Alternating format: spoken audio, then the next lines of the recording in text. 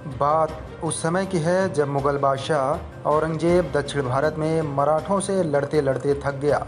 मराठों ने 30 साल तक युद्ध में औरंगज़ेब को खूब छकाया।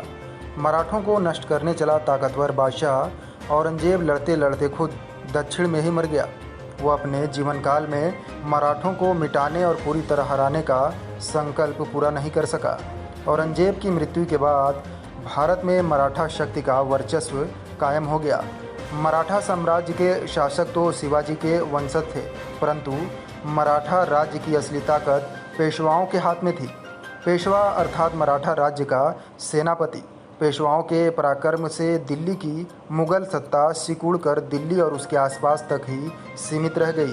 पूरे देश के 24 मुस्लिम शासकों से मराठे सुरक्षा के नाम पर भारी कर वसूलने लगे। कर देने वालों में आज के पाकिस्तान देश के कुछ मुस्लिम राजा भी शामिल थे।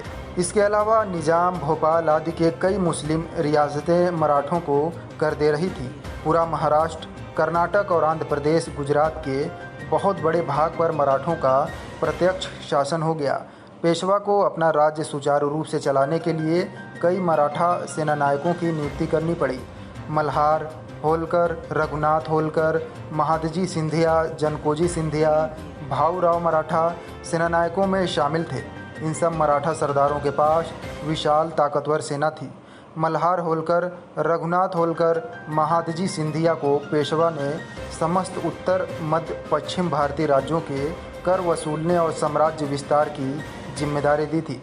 मल्हार होलकर, जो कि कर वसूलने में बहुत माहिर था, राजस्थान के राजपूत राजाओं से मल्हार ने भारी कर वसूली की थी। एक दिन मल्हार शासकीय कार्य से मराठा राज्य की राजधानी पूना जा रहा था।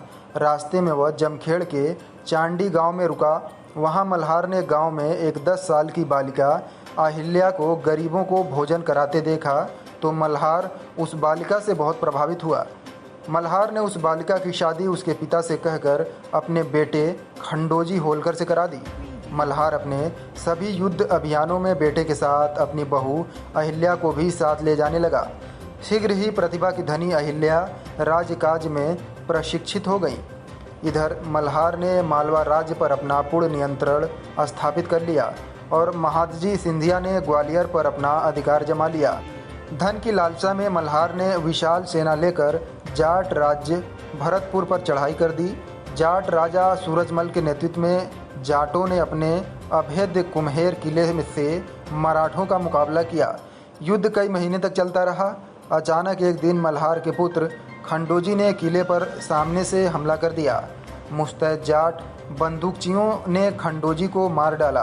अहिल्याबाई विधवा हो गईं। उन्होंने सती होना चाहा, परंतु मल्हार ने अहिल्याबाई को सती होने से रोक लिया। 31 मई 1725 में जन्मी अहिल्या अल्पायु में विधवा हो गईं, लेकिन उन्होंने साहस नहीं छोड़ा। वे राजकाज में भाग लेने लगीं। उनका पुत्र मालेराव और दामाद यशवंत राव भी अल्पायु में चल बसा। उनकी पुत्री सती हो गई। 1767 में मल्हार होलकर की मृत्यु के बाद अहिल्याबाई मालवा की गद्दी पर बैठीं। उन्होंने गरीबों के लिए कई कल्याणकारी योजना चलाकर जनता का दिल जीत लिया। राहगीरों के लिए विश्रामालय बनवाए, आदिवासियों को वनों से गांवों में बसने के लिए प्रेरित किया। कई युद्धों में उन्होंने खुद हाथी पर चढ़कर शत्रुओं पर विजय प्राप्त की। रानी अहिल्या अपने आप को शासक न मानकर सदैव सेविका और संरक्षिका ही मानती थी। उन्होंने इंदौर गांव का विकास कर अपने जीवन काल में ही बड़ा शहर बना दिया। भगवान शिव की परम भक्ति रानी अहिल्या ने अपने छोटे राज्य क्षेत्र से बाहर सोमनाथ, ओंकारेश्वर, मल्लिकार्जुन, महेश्वर, महाकालेश्वर, काशी विश्वनाथ मंदिर का जीर्णोद्धार कराकर मंदिरों का निर्माण कराया। अपने 30 साल के शासन में महारानी अहिल्याबाई ने अयोध्या, मथुरा, काशी, द्वारका, हरिद्वार, कांची, बद्रीनाथ सहित कई तीर्थ स्थानों में मंदिरों, घाटों, धर्मशालाओं, सड़कों का निर्माण कराकर विकास कराया। शायद ही मुगल काल के दौरान अथवा बाद में कोई राजा रहा हो जिसने अपने राज्य की सीमाओं के बाहर इतना विकास कराया हो। आज भारत सरकार और कई प्रदेशों की सरकारें अहिल्याबाई को विकास और कल्याण का प्रतीक मानकर उनके नाम पर महिलाओं के लिए कई कल्याणकारी योजनाएं चला रही हैं। आओ हम सब अहिल्याबाई के जीवन से प्रेरणा लेकर उनके जन्म दिवस पर उन्हें नमन करें। ब्यूरो रिपोर्ट, तेजस खबर।